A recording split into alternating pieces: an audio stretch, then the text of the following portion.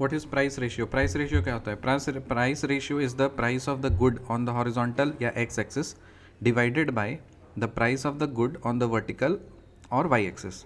For instance, if the good x is plotted on horizontal axis and good y is on the vertical axis, then the price ratio will be equal to price of x, that is px, by price of y, that is py. ठीक है, तो px by py. तो price ratio is the price of good on the horizontal axis divided by price of the good on the vertical axis. तो दो prices का graph हम लोग बनाएंगे, मतलब एक एक्स एक्सिस पे एक वाई एक्सिस पे. तो एक गुड है वो उसको हम एक्स एक्सिस पे शो करेंगे, एक गुड है उसको हम लोग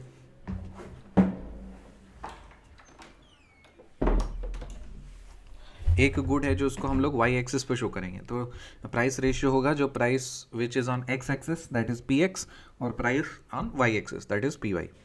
what is budget line slope? Budget line slope क्या होता है?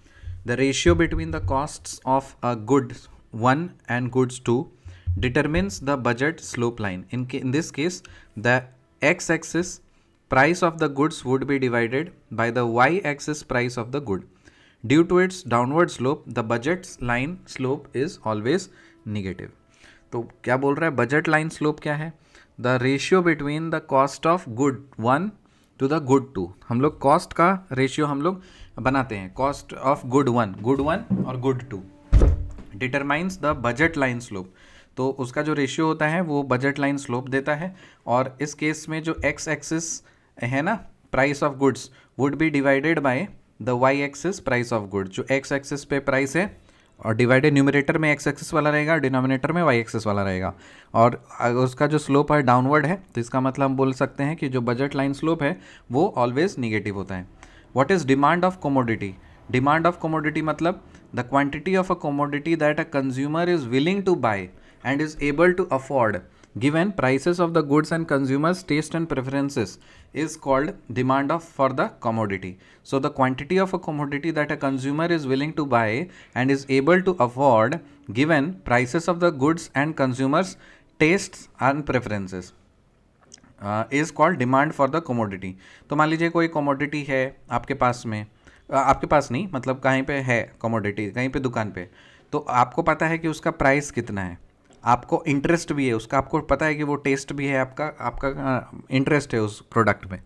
ठीक है, तो जितना भी हम लोग क्वांटिटी खरीद सकते हैं और ख़रीदना चाहते हैं और जितना हम अफोर्ड कर सकते हैं उस क्वांटिटी को हम लोग बोलेंगे कि demand of the commodity. Suppose मान लीजिए हम गए खरीदने के लिए ऑरेंज बिस्किट, अभी मैं खा रहा हूँ ऑरेंज बिस्किट, तो ऑरेंज बिस्किट दुकान में भरा हुआ है. ठीक है, अब मेरे पास है सपोज मान लीजिए 10 रुपये, तो 5-5 रुपये का है, तो मैं 10 रुपये ही मतलब 2 ही अफोर्ड कर सकता हूँ उसमें.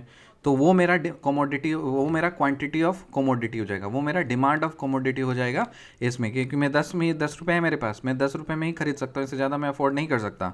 सो 10 रुपये में 2 आ जाएंगे. सो जो 2 आ गए ना, 2 ऑरेंज के बिस्किट्स पैकेट, तो वो आपका क्या हो गया? डिमांड ऑफ कमोडिटी हो गया. समझ में आया? So what is demand of commodity? The quantity of a commodity that consumer is willing to buy and is able to afford. हम 2 ही खरीदना चाहते थे, हम 2 अफोर्ड कर सकते थे, और उसका पता है हमको 5-5 रुपये है, तो वो मेरा टेस्ट है, प्रेफरेंस है, तो हम उसको कर सकते हैं. What is demand function? The relation between consumers optimal choice of the quantity of a good and its price is very important and this relation is called demand function. Relation मतलब relation किसके बीच में? Consumers optimal choice of the quantity of a good and its price. मतलब suppose मैं customer हूँ, मेरा optimal choice है कि हाँ मेरे को 2 ही बिस्किट चाहिए और मेरे पास में कितने प्राइस है, तो प्राइस एक फैक्टर हो गया और एक क्वांटिटी हो गई. तो क्वांटिटी, जो चॉइस ऑफ क्वांटिटी है और प्राइस है, दोनों के बीच का जो रिश्ता बनाएंगे ना, वो डिमांड फंक्शन कहलाएगा. समझ में आई बात? लॉ ऑफ डिमांड क्या होता है? Law of demand states that other things being equal, मतलब बाकी सारे फैक्टर्स को अगर हम समान रखें, there is a negative relationship between demand of a commodity and its price. मतलब निगेटिव रिलेशनशिप है डिमांड फॉर अ कमोडिटी और उसका प्राइस में, अगर बाकी सारे फैक्टर्स को हम अगर सेम रखें तो. In other words, when the price of a commodity increases the demand for it falls, and when the price of the commodity decreases the demand for it rises, other factors remaining the same.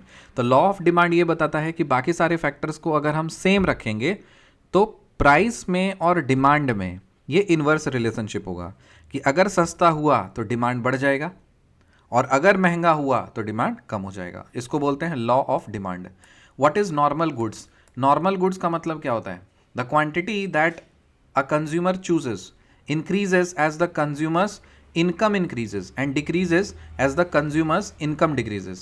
Such goods are called normal goods. So normal goods वैसे goods हैं जो suppose मेरा salary है, suppose मान लीजिए 10,000 रुपये महीने, और 10,000 रुपये महीने में अगर मैं कुछ सामान खरीद रहा हूँ, टी शर्ट खरीद रहा हूँ, ठीक है, मैं 5 टी शर्ट खरीद रहा हूँ महीने का नहीं महीने का नहीं, मैं 5 महीने में 5 टी शर्ट खरीद रहा हूँ, ठीक है, 5 महीने मतलब 1 महीने में 1 टी शर्ट खरीद रहा हूँ, वही सैलरी मेरे सपोज 10 टाइम्स गुना हो गई, 1 लाख अगर हो गई, तो मैं उसको बढ़ा दूंगा, मैं 1 महीने में 5-5 टी शर्ट खरीदूंगा, ठीक है। तो वैसे गुड्स को हम नॉर्मल गुड्स बोलेंगे कि अगर आपकी सैलरी कम है, आपके पास इनकम कम है, तो उतना कुछ खरीदो, कोई quantity x amount of quantity खरीदोगे, फिर इनकम जैसे बढ़ जाएगी ना तो वो 2x हो जाएगा, 3x हो जाएगा, ठीक है, तो उसको बोलते हैं नॉर्मल गुड्स। इन्फीरियर गुड्स किसको बोलते हैं?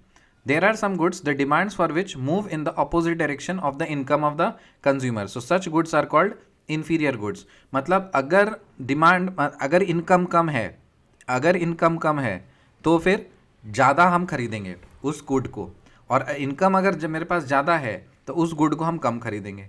तो इस तरह के गुड को बोला जाता है inferior goods. What is Giffen good? Giffen good का मतलब क्या होता है?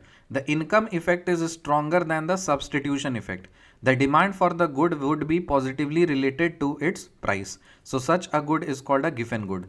तो यहाँ पे जो इनकम इफेक्ट है ना, ये स्ट्रॉन्गर होता है उसके सब्सटीट्यूशन इफेक्ट से, ठीक है।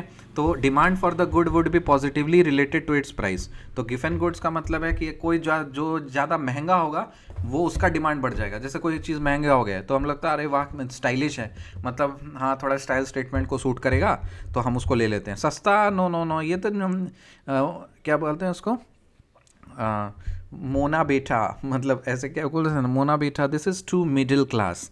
तो वैसा टाइप का कि मतलब अगर कोई चीज़ महंगी हो जाती है तो हमें लगता है कि काफ़ी अच्छी है, हमें वो खरीदना चाहिए। उस तरह के गुड्स को गिफन गुड्स बोलते हैं। कॉम्प्लीमेंट्री गुड्स किसको बोला जाता है? Goods which are consume together are called complementary goods. So जो गुड्स साथ में कंज्यूम किए जाते हैं उनको कॉम्प्लीमेंट्री गुड्स बोला जाता है। What is price elasticity? Price elasticity क्या होता है? Price elasticity of demand for a good is defined as the percentage change in the demand for the good divided by the percentage change in the price. मतलब price elasticity of demand जो है of a good, इसको हम कैसे define करेंगे? Price elasticity of demand is equal to percentage change in the demand of the good divided by percentage change in the price. Percentage change in the demand of good, percentage numerator में क्या रहेगा? Percentage change in the demand of good divided by percentage change in the demand in its price. Percentage change in the demand of goods by percentage change in the demand in price. Percentage change by the demand of goods divided by percentage change in its price. Percentage change by demand of goods by percentage change in the demands in price. इस ratio को बोला जाता है price elasticity demand of good. Demand for essential goods is often found to be inelastic. जो essential goods का जो demand है ना वो it found to be inelastic, वो इनइलास्टिक होता है। So demand for essential goods is found to be inelastic. So essential goods का जो डिमांड होता है वो इनइलास्टिक होता है। एसेंशियल गुड्स का जो डिमांड होता है वो इनइलास्टिक होता है। So in the next video, then bye.